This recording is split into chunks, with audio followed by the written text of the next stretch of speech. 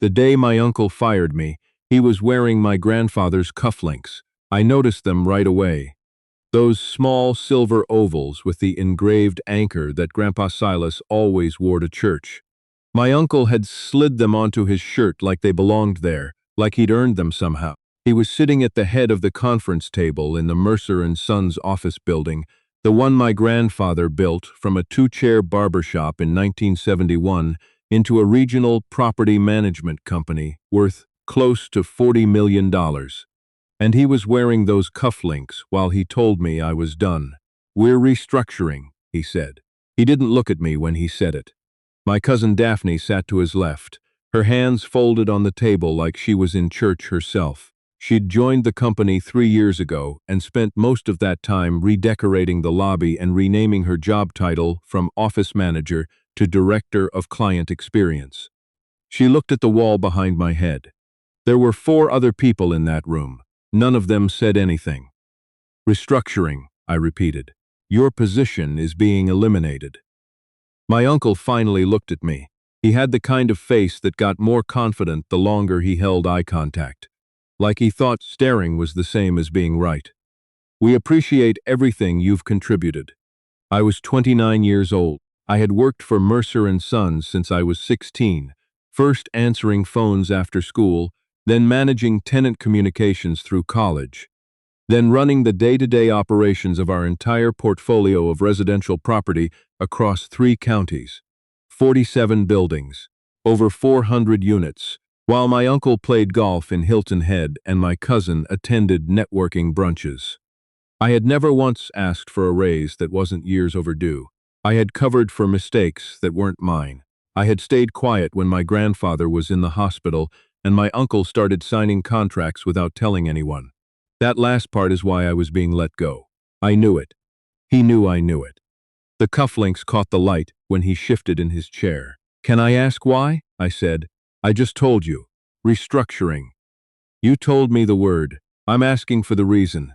He stood up, which was his way of ending the conversation. "Legal will send over your severance paperwork." I walked out of that building with my laptop bag and a cardboard box with a plant, a coffee mug my college roommate gave me, and a framed photo of me and my grandfather at a ribbon-cutting ceremony for the Aldermore complex in 2019. In the photo, Grandpa Silas is looking at the camera and grinning, and I'm looking at him. I didn't know at the time that it was one of the last photos we'd ever take together. He died 14 months later. He never changed his will. That was what my uncle told me, anyway. He told me Grandpa Silas had left everything to the family trust, which my uncle administered, which meant for all practical purposes my uncle controlled the company, and I had no claim to anything. I was just an employee, always had been. I sat in my car in the parking garage for a long time that morning. My phone had 11 missed calls from my mother, who was my uncle's older sister and who I knew would say something like, "Just try to understand his perspective, and maybe this is a blessing in disguise." I didn't call her back. What I did was drive out to Dunmore. Dunmore is a small town about 2 hours north of the city, up where the highway narrows and the billboards disappear, and the hills get wooded and steep. My grandfather grew up there. His parents had a house on the edge of Caldwell Lake, a 3-room cabin that his father built by hand in the 1940s, and that Grandpa Silas inherited when his parents passed. He never sold it. Every summer when I was a kid, he'd take me up there for a week, just the 2 of us, and we'd fish off the dock and eat sandwiches on the porch, and he'd tell me stories about what it was like to grow up in a place where everybody knew your name and nobody locked their doors. After he died, the cabin went to the family trust too. My uncle had mentioned once, offhandedly, that he planned to sell it. "Nobody uses it," he'd said. "It's just sitting there costing us property tax." But it hadn't been sold yet. I knew that much. I drove up the old county road and turned onto the gravel path through the trees, and there it was. Smaller than I remembered, darker, the paint on the clapboard siding gone to gray, and the porch railing pulled loose on one side, and the gutters hanging at angles. A blue tarp covered part of the roof. Someone had put a padlock on the front door, but I still had the key my grandfather gave me when I was 17. You should always have a way home, he'd told me, even when you think you don't need one. The key fit. The lock wasn't the original. Inside, the cabin smelled like mildew and old wood, and something else underneath both of those, something that reminded me of my grandfather's flannel shirts. I stood in the doorway for a minute, just breathing. The furniture was still there. His armchair by the window, the oval braided rug his wife made in the 1970s, the small bookshelf in the corner with its mix of Louis L'Amour novels and field guides to birds and freshwater fish. A thin layer of dust covered everything. I didn't have a plan. I want to be clear about that. I drove up there on impulse with $62 in checking and a company card that had already been deactivated and no clear idea of what I was going to do next. I sat in my grandfather's armchair and looked out at Caldwell Lake through the dirty window and tried to figure out how my life had arrived at this particular point. The answer, when I worked it out, was simple and infuriating. I had trusted the wrong people. I had trusted my uncle when he said the company needed me. I had trusted the family when they said I was part of it. I had trusted that doing good work quietly was enough, that the people above me would notice and it would matter. None of that had been true. I had spent 13 years making myself useful to people who were waiting for the right moment to discard me. My grandfather hadn't been that way. My grandfather was a man who called you back when he said he'd call you back, who remembered what you told him a year ago and asked about it the next time he saw you, who, when he gave you something, meant for you to keep it. I looked around that cabin, at the cracked window in the kitchen, the warped floorboards near the back door, the ceiling stain above the bathroom that had spread since the last time I'd been here, and I thought, nobody is coming to fix this, my uncle won't. Daphne certainly won't. And if I leave it, he'll sell it to a developer by spring, and there'll be a 3-story vacation rental where my grandfather's armchair is right now. I couldn't let that happen. I didn't know exactly why. I had no legal claim to the property, no financial resources to maintain it, no logical reason to attach myself to a crumbling cabin in a town where I didn't live. But I also couldn't get back in my car and drive away from the last place I'd ever felt like I was home. So I stayed. The first 2 weeks were humbling in a way I wasn't prepared for. I'd grown up in suburbs. I managed properties for a living, which sounds like it should translate into knowing how to fix things. But mostly what I knew was how to call the right contractors and document work orders. I knew the difference between a load-bearing wall and a partition wall because I'd heard my grandfather explain it once. I knew that water damage left to itself becomes structural damage. That was roughly the extent of my practical knowledge. I drove to the Dunmore Public Library on a Tuesday morning with a notebook and spent 4 hours reading home repair manuals and watching structural engineering videos on their free Wi-Fi. I made a list. I drove to the hardware store in Langford, the next town over, with $430 left in cash. My grandfather's old emergency envelope that I'd found in the kitchen drawer, tucked under a takeout menu from a Chinese restaurant that had probably closed 10 years ago, and I bought the most essential things I could identify: tarps, caulk, a pry bar, sandpaper, a level, a box of assorted screws. The man at the hardware store, whose name tag said Floyd, and who looked like he had personally installed every piece of trim in the county, watched me load up my cart and then said quietly, "Mercer's place?" I looked at him. "Silas Mercer's grandson? You got the same eyes." He paused. "Good man, your grandfather. Sorry for your loss." I thanked him. He threw in a bag of wood filler for free. I started with the roof tarp, properly securing it so rain couldn't get underneath, and then the gutters, which were easier to reattach than I expected once I had a ladder that wasn't wobbling. I worked from first light until I couldn't see, then drove back into town for dinner at the one diner Dunmore still had open, a place called Patsy's with vinyl booths and a laminated menu that hadn't changed since the Clinton administration. I ate the same turkey club 3 nights in a row because it was $8 in filling, and the woman who worked the counter, whose name was June, started putting a slice of pie on my check without asking. "You're fixing up the Mercer place," she said one evening. It wasn't a question. Trying to. Your grandfather talked about that cabin like it was the center of the earth. She refilled my coffee. Said he wanted it to last another 100 years. That's the plan, I said. I wasn't sure yet if it was true. By the fourth week, I had the roof secured, the worst of the water damage in the bathroom dried out and treated, and the back door rehung so it actually closed in a straight line. My hands looked like I'd been using them as tools, which I basically had. I was sleeping on an air mattress I borrowed from Floyd at the hardware store and eating more turkey clubs than any person should. I'd also started on the interior, which was where things got interesting. The master bedroom, my grandfather's bedroom, was at the far end of the cabin, overlooking the lake. It was a good-sized room for the house, probably 12 by 14, with a window that faced east so you got the morning light over the water.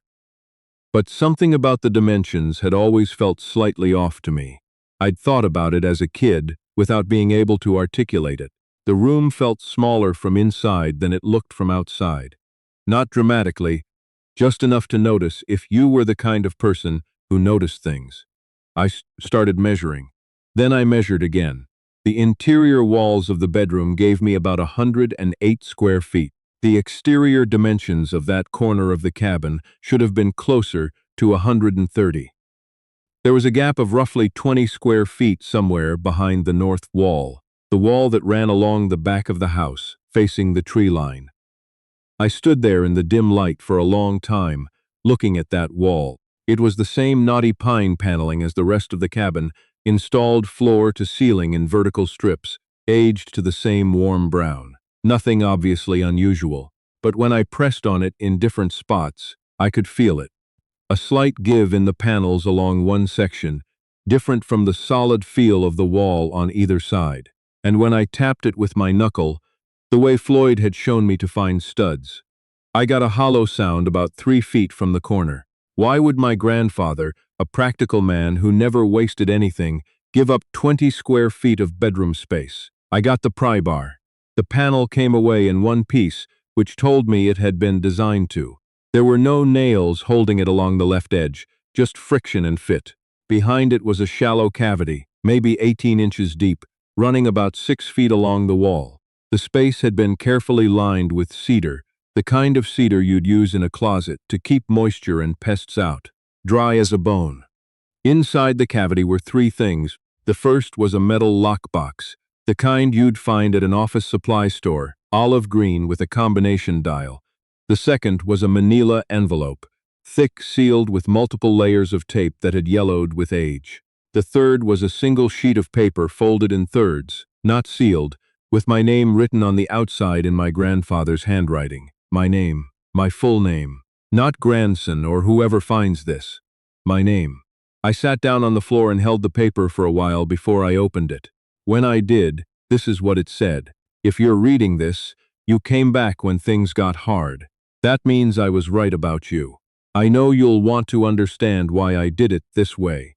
The answer is that I've known for a long time that not everyone who carries our name deserves to be trusted with what we built. Some people in this family take. They always have. But you, since you were a boy carrying boxes for me on move-in days at the Aldermore, you give, I noticed. The lockbox combination is your grandmother's birthday, month and year. Inside is something that belongs to you by any honest measure, even if the paperwork doesn't say so yet. The envelope is for when you're ready, not when you're angry. When you're ready, fix the cabin. Your great-grandfather built it to last. So did I. Grandpa Silas, the lockbox opened on the 3rd try. My grandmother's birthday was in June. I'd been cycling through dates and mixed up the month. Inside were 12 bearer bonds, issued in 1987, each in the denomination of $100,000. 12. $1.2 million in bonds, sitting in a cedar-lined cavity in a cabin in Dunmore, waiting for someone to come back for them. I had to leave the cabin and walk down to the dock and sit with my feet over the water for a long time. The lake was very still that afternoon. A heron landed about 40 feet down the shore and stood there like it was keeping me company. I thought about my grandfather at 16, learning to fish in this same water. I thought about him at 30, 40, 60, building something real and slow and careful while the world kept telling him to go faster. I thought about the last time I'd seen him, in the hospital, when he'd squeezed my hand and said, "You don't have to prove anything to people who've already decided not to see you." I thought I understood what he meant then. I understand better now. I spent another 3 weeks finishing the cabin. I know that might seem strange, that I had over $1 million sitting in a lockbox and I kept patching drywall and recalking windows, but I want to explain why.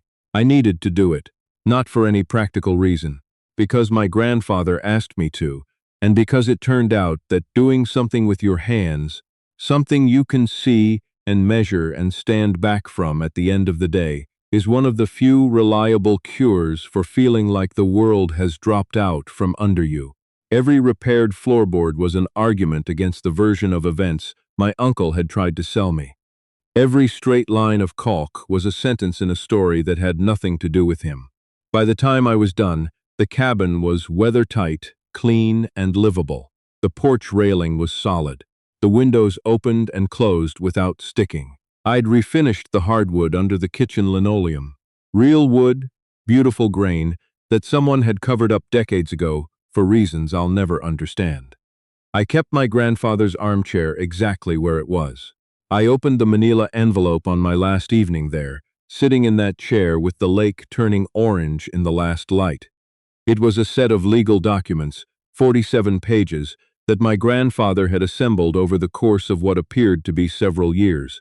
Bank records, copies of wire transfers, emails printed out and annotated in his careful handwriting, an affidavit, signed and notarized, from the company's former accountant. The documents showed, in detail that left no room for interpretation, that my uncle had been siphoning funds from the Mercer & Sons operating accounts for 11 years. Not spectacular theft, careful, patient theft. Small amounts, frequently, routed through a shell company called Callaway Holdings that appeared on the books as a consulting vendor. The total, over 11 years, was just over $2.3 million. My grandfather had known. He'd assembled all of it, and he'd kept it here, in the wall, waiting for someone he trusted to find it. I drove back to the city the next morning. I'd already made an appointment with an attorney, not through any family connection. A woman I found through the Bar Association who specialized in business litigation and had a 3-star waiting room with magazines from 2022. I spread the documents across her conference table, and she read through them without speaking for almost 20 minutes. Then she looked up and said, "How did you get these?" "My grandfather left them for me." She looked at me for a moment. "Okay," she said, "here's what we're going to do." The meeting at Mercer & Sons happened on a Thursday in November, 6 weeks after my uncle handed me a cardboard box and told me my position was being eliminated. He called it a board meeting. I think he thought I was coming back to negotiate severance. He had Daphne there, and the company's in-house attorney, and a man I didn't recognize who I later learned was a business broker, because my uncle had already listed the company for sale. He was going to sell Mercer & Sons. 40 years of my grandfather's work, and he was going to sell it to whoever wrote the biggest check, and he'd been planning it before Grandpa Silas was cold in the ground. He sat at the head of the table again, same chair. The cufflinks were there too. My attorney and I sat across from him. She set a binder on the table. My uncle glanced at it and then looked at me like I was something he was tolerating. "I don't know what you think this accomplishes," he said. "We'll see," I said. She opened the binder. She walked him through it methodically. The transfers, the dates, the amounts, the shell company, the notarized affidavit. She was calm and precise and didn't raise her voice once. My uncle's attorney leaned in to look at the documents and then sat back without saying anything. My uncle's face went through several things. Disbelief, then recognition, then something I'd never seen on him before. Something small and deflated that looked almost like he finally understood he'd run out of room. "These were obtained illegally," he said. "They were found in a property belonging to my client's grandfather," my attorney said. "Assembled by Mr. Silas Mercer himself. You're welcome to contest that in court. but I'd encourage you to have a careful conversation with your own counsel first." The room went quiet. Outside, it had started to rain. Daphne was looking at her hands. "Your options at this point," my attorney continued, "are to work with us toward a resolution, or to allow us to forward these materials to the district attorney's office and the State Department of Revenue. We'd prefer the former. My client would prefer the former. But we are entirely prepared to pursue the latter." My uncle looked at me. I don't know what he expected to see. Desperation, maybe. Or the same thing he'd always seen, which was someone who would wait quietly and take whatever was offered. That version of me had finished on a Tuesday morning in a parking garage. "Why aren't you angrier?" he said. I'm not sure he meant to say it out loud. "I am," I told him. "I'm just not letting you benefit from it. I'm not going to tell you the terms of the resolution are public, because they're not. What I can tell you is that I'm not an employee of Mercer & Sons anymore. What I can also tell you is that what belongs to me by right, by any honest accounting, has been returned. The cabin is mine now." That part was straightforward. My grandfather's letter and the circumstances around the bonds were enough to support the argument that his intent was clear, even if the formal paperwork had been routed through the trust. My attorney was good. Floyd at the hardware store helped me move the last of my stuff into the bedroom and said, "Place looks like it's been waiting for someone." "It has," I said. I kept the armchair. I kept the braided rug. I kept the bookshelf with the Louis L'Amour novels and the field guides. Some nights I sit in that chair after dinner and look out at the lake and think about the man who built this place out of nothing, who understood something about patience and honesty and building things to last, and who, when everyone else around him was taking, quietly made sure there was something left for the one person who'd been there all along. The lake is the same every morning, still and dark and wide, with the light coming over the ridge to the east, catching the water the way it has for as long as anyone's been here to see it. I fish off the dock now, the same as I did when I was 7 years old, and my grandfather would wake me up before dawn and hand me a rod and not say anything, just point out at the water. He taught me to be patient. I'm starting to understand why.